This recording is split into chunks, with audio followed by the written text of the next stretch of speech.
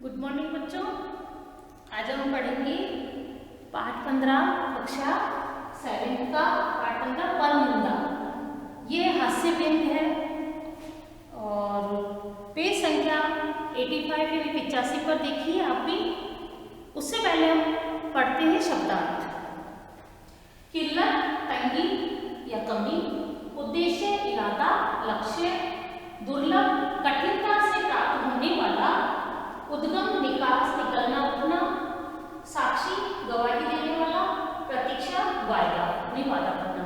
अब देखिए परनिंदा नाम से पता चला, पर यानी दूसरे की, निंदा यानी बुराई, दूसरे की बुराई।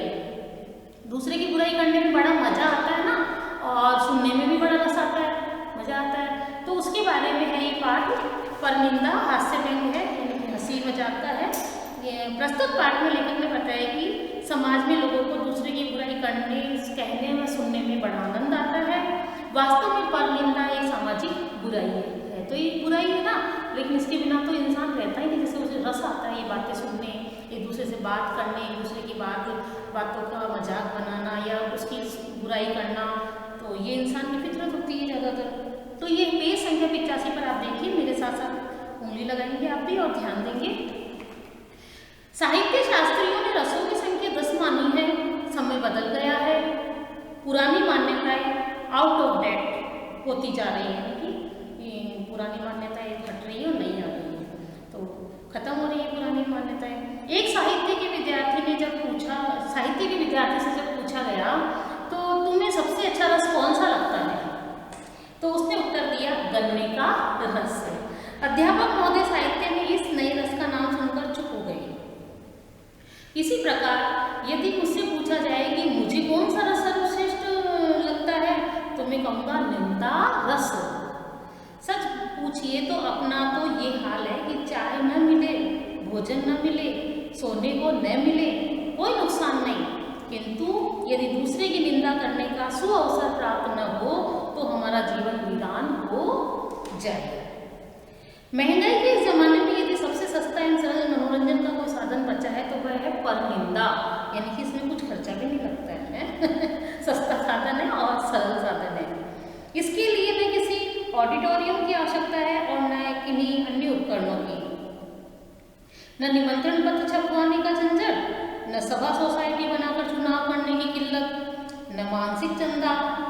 कम से कम एक श्रोता अवश्य चाहिए, यानी कि सुनने वाला, है ना, और आप निंदा रस का पूर्ण आनंद उठा सकते हैं, पूरा आनंद उठा सकते हैं। यानी कि आपस में बातचीत करते हैं, भले एक ही व्यक्ति हो, उसके सामने हमको एक दूसरे की बुराई करना या उसके बारे में बातचीत करना अच्छा लगता है ना। तो समय की इसमें कोई पाबंदी नहीं, कभी भी कर सकते हैं एक दूसरे की बुराई, है ना, कोई पाबंदी नहीं है। ताश के पत्ते नहीं तो आप ताश ही खेल सकते हैं, कैरम बोर्ड न हो तो आप कैरम नहीं खेल सकते, यानी कि ताश के पत्ते नहीं हो तो ताश नहीं खेल सकते, और कैरम बोर्ड न हो तो आप कैरम नहीं खेल सकते। तो परनिंदा खेल में से कोई बात नहीं है, कुछ नहीं चाहिए, बस मुँह से बातचीत करो, आपस में बुराई करो एक दूसरे की, और सब कुछ आनंद ही आनंद। तो खेल में राजा और रंग का भेद नहीं माना जाता। परनिंदा के खेल को सभी देखते ही नहीं, अपितु खेलते भी है, सभी करते हैं ना एक दूसरे की बातचीत। तो ये एक तरह की बुराई है, अच्छी बात नहीं किसी की निंदा करना, नहीं करनी चाहिए, लेकिन उसके बारे में लेखक ने लिखा है। इसके लेखक आपके जो भी है तो उन्होंने अपने बारे में अपने विचार प्रकट किए हैं, इसमें तो ऐसा कुछ नहीं है, लेकिन ये परनिंदा के बारे में पाठ है, तो इसमें रस, बड़ा अच्छा रस आता है, आनंद आता है दूसरे की बुराई करने में। परनिंदा के खेल को सभी देखते नहीं, अभी तो खेलते भी है, सभी को अच्छा लगता है। परनिंदा मीठी रोटी है, जिधर से तोड़ो उधर से मीठी, सुनने वाला भी मग्न और निंदक भी रसलीन है। जो निंदा कर रहा है वो भी रसलीन है, सुना रहा है, बड़ा चढ़ा के एक दूसरे की बातें बताते ना, बातें बनाते एक दूसरे की। तो निंदा रस के उद्गम तथा विकास में कोई शोध ग्रंथ मेरे देखने में नहीं आया। सुना है हाल ही में किसी विश्वविद्यालय में हिंदी साहित्य में निंदा रस शीर्षक से एक रूपरेखा प्रस्तुत की गई है। इस रूपरेखा में द्वैतिक काल से इसकी परंपरा का संकेत मिलता है। कबीरदास जी सैकड़ों वर्ष पुराने कवि हैं, संत थे। मुझे ऐसा प्रतीत होता है कि वे किसी निंदक के सताए हुए थे। तो कभी उन्होंने देखो ये दोहे लिखे, उनका भाव है, निंदक नियरे राखिए आंगन कुटी छवाए, बिन पानी साबुन बिना निर्मल करे सुबह। यानी कि निंदा करने वाले को अपने घर के आसपास ही उसके आसपास ही अपना घर होना चाहिए, ताकि वो हमारी बुराई करता रहे और उसमें हम सुधार करते रहें। हमारा जो भी हमारी शरीर की, हमारी जो मन की जो गंदगी है, मन का जो मेल है, बिना पानी के बिना साबुन के उसमें सुधार होता रहता है। यानी कि हमें पता चलता है ना हमारी कमियों का, किसके द्वारा? निंदा करने वाले के द्वारा। तो हमें हमारी कमियों का पता कैसे चलेगा? कोई हमारी बुराई करेगा तभी तो हमें पता चलेगा। तो उससे अब उसको हमारी बुराई सब पता चलता जाएगा और हम उसमें सुधार करते रहेंगे। तिनका कबहु न निंदिए जो पासंतर होए, कबहु उड़ी आखिन करे पीर घनेरी होए। तो यानी कि एक तिनके को कभी भी तुच्छ नहीं समझना चाहिए, जो हमेशा पाँव के नीचे रहता है, लेकिन जब भी उड़े तो आँख में पड़ जाए तो बड़ी अधिक पीड़ा होती है ना। एक जरा सा तिनका भी आँख में गिर जाता है तो आँख लाल हो जाती है और बार बार हम परेशान होते हैं उसको आँख को साफ करने के अंदर। यानी कि किसी को भी तुच्छ मत समझिए, किसी को भी छोटा मत समझिए, ठीक है। आगे पेश इनके आपके 86 पर देखिए, कबीरदास जी तो महात्मा थे, यदि उनका सिद्धांत सब मानते तो निंदा पीछे पीछे न की जाती। सच पूछा जाए तो निंदा का आनंद परोक्ष में ही होता है, यानी पीठ पीछे होता है ना, सामने तो कोई नहीं करता। कोई भी निंदक को सादर आमंत्रित करके यह नहीं चाहेगा कि निंदक द्वारा निंदा सुनकर वह अपने मन को निर्मल करे। कबीरदास जी तो तिनके की निंदा करने को भी बुरा समझते हैं, किंतु आजकल निंदा के क्षेत्र में नए क्षितिज छुए जा रहे हैं। निंदा करने पे लोग अपने डैडी जी को भी नहीं छोड़ते, गुरुजी तो किसी गिनती भी नहीं रहे। गुरुजी के तो पीठ पीछे बहुत बुराई होती है, ये फला गुरुजी ऐसे हैं, ऐसे करते हैं, ये पढ़ाते हैं और ऐसे मारते हैं, ऐसे डांटते हैं, तो उनकी तो पीठ पीछे बहुत बुराई होती है। तो इस तरह से देखिए, तो पिता को ही नहीं छोड़ते तो गुरु को तो कौन छोड़ने वाला, क्योंकि गुरु तो बड़ा सख्त रहता है, डांट भी फटकार भी पड़ती है तो प्यार भी देते हैं गुरु। इस तरह से तो यानी कि कह रहे हैं कि अपने डैडी जी यानी पिताजी को ही नहीं छोड़ते तो गुरु जी को तो कहाँ छोड़ने वाले, निंदा करने वाले। तो एक विद्यार्थी ने जब परीक्षा में फेल होने का कारण पूछा, एक विद्यार्थी से जब परीक्षा में फेल होने का कारण पूछा गया तो वह बोला, हम तो अपने डैडी जी की लापरवाही के कारण फेल हुए। देखिए हैं, तो हमने पूछा सो कैसे? उसने बताया, हम तो परीक्षा दे आए, बाद में डैडी जी को परीक्षकों के पास जाकर हमारे अंक बढ़वाने थे, ये उन्होंने नहीं किया। इसी का नतीजा है कि हम फेल हो गए।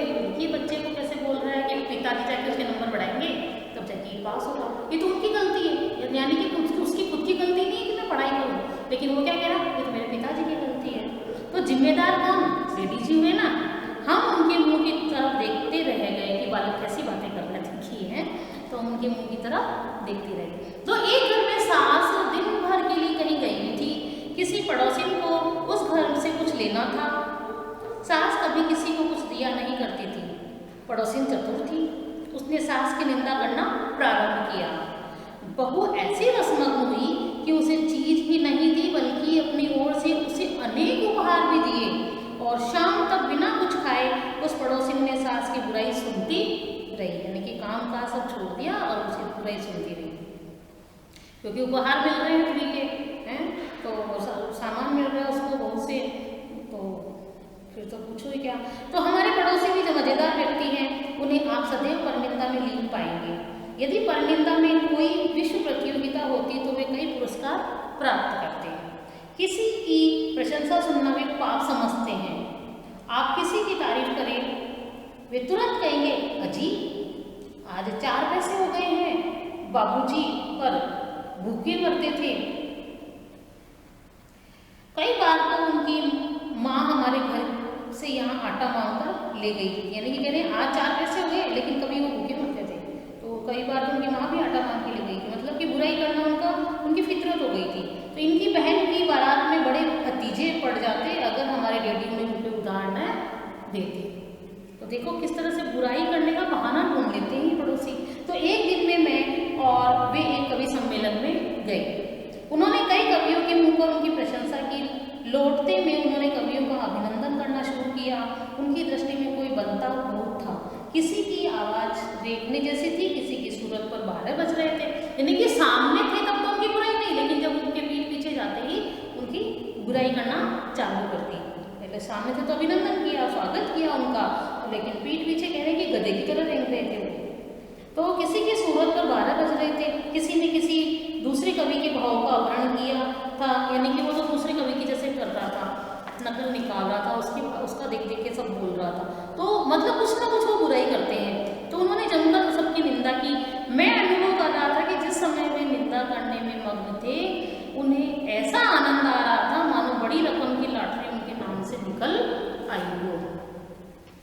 तो इतना मजा आ रहा था इन पड़ोसी जी को, देखिए, पर निंदा, ये दूसरे की निंदा करने में उनकी फितरत बन गई थी। तो आज हम यहीं पे इतना ही पढ़ते हैं, वीडियो ज़्यादा लंबा हो जाएगा, और उसका अगला पार्ट हम बाद में पढ़ते हैं। पेज संख्या 87 का अगला भाग पर एक पढ़ेंगे। आज हम